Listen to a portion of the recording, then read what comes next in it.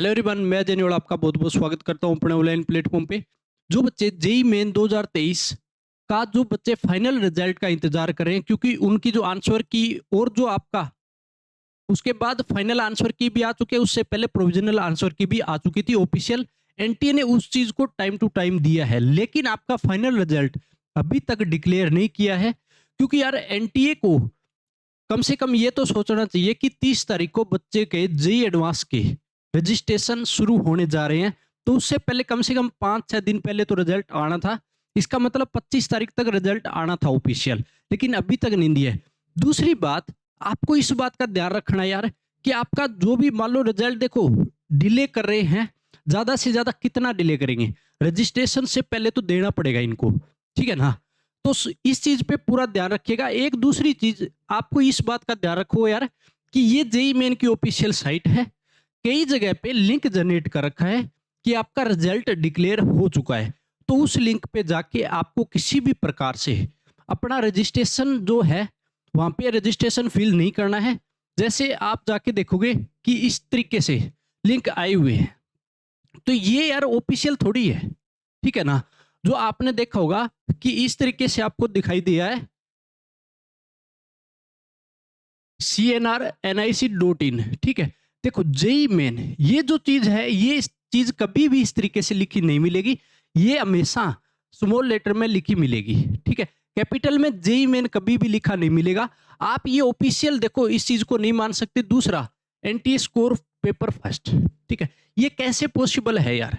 अलग अलग साइट पे जाके इसकी मान लो दे रखा है। दूसरी चीज, आप ये भी चीज देखो, चलो ये बात मान ली। अब आप जाके देखोगे कि ये हमारे पास जब आपका जो एडमिट कार्ड आया था उसमें क्या था कि आपने एक चीज देखो यहाँ पे एडमिट कार्ड वाले में भी कि जेई मेन 2023 लिखा मिलेगा, जेई मेन 23 लिखा मिलेगा, जो कि स्मॉल लेटर में लिखा मिलेगा, कभी भी कैपिटल लेटर में नहीं मिलेगा। दूसरा, अगर हमने और भी साइड देखेंगे कि अगर इस पे जाके देखेंगे तो ये आपके पास इसमें भी देखो जेई मेन 23 लिखा मिलेगा।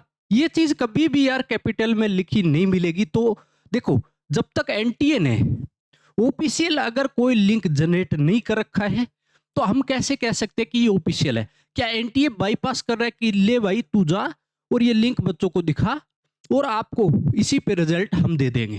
तो ऐसा तो पॉसिबल है नहीं। जब भी एनटीए का आपने देखा होगा कि जब भी ऑफिशियल आता है तो एनटीए की जो ऑफिशियल साइट है जेई मेन की, सिर्फ उसी पे आता है।